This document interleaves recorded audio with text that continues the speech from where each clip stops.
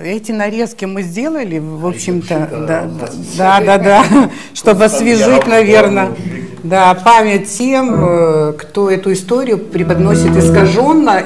Такой у меня вопрос относительно недвижимости. Вот мы там декларативные какие-то вещи сегодня обсуждали на пленарном заседании. Хотелось бы вот сейчас в большую конкретику перейти. Достаточно давно и за последние 7 лет власть поменялась, здесь президентом поменялся 3-й президент, и все декларируют вот на самом разном уровне, и до российского президента, и межправительственной комиссии, эти вопросы поднимались относительно продажи недвижимости иностранцам. Какова все-таки позиция руководства Абхазии сейчас? Ну, то есть вот в той политической ситуации, неважно, повторюсь, хотелось бы немножко над этим подняться. Будет ли этот закон приниматься? Если будет, то когда, в каком виде, какое у вас к этому отношение? Потому что без этого инвестиционный климат, глобально, да, если не брать конкретные проекты, достаточно сложно будет реализовать. Я так понимаю, это вопрос ко мне, да? Да, конечно. Это на самом деле, Никита Олегович, очень актуальный вопрос, и вопрос такой на злобу дня.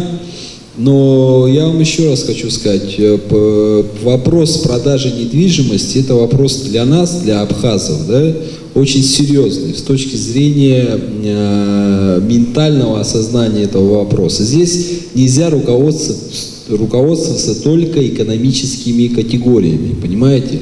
Я понимаю, когда вы занимаетесь там как эксперт вопросами экономики, экономические вопросы, они как бы у вас в первую очередь возникают, и правильно, это вы профессионал, эксперт.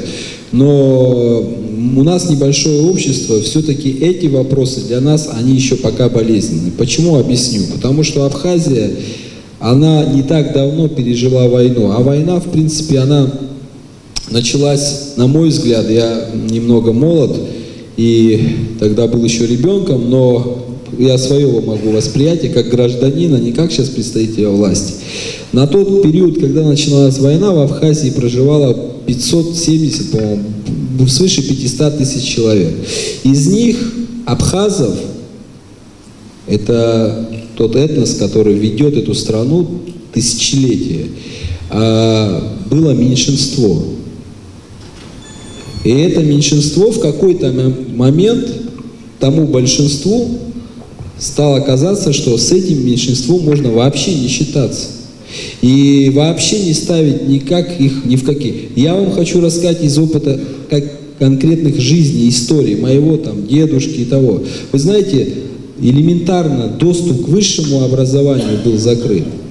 Перемещение внутри страны, я имею в виду сейчас регистрация, прописка и так далее.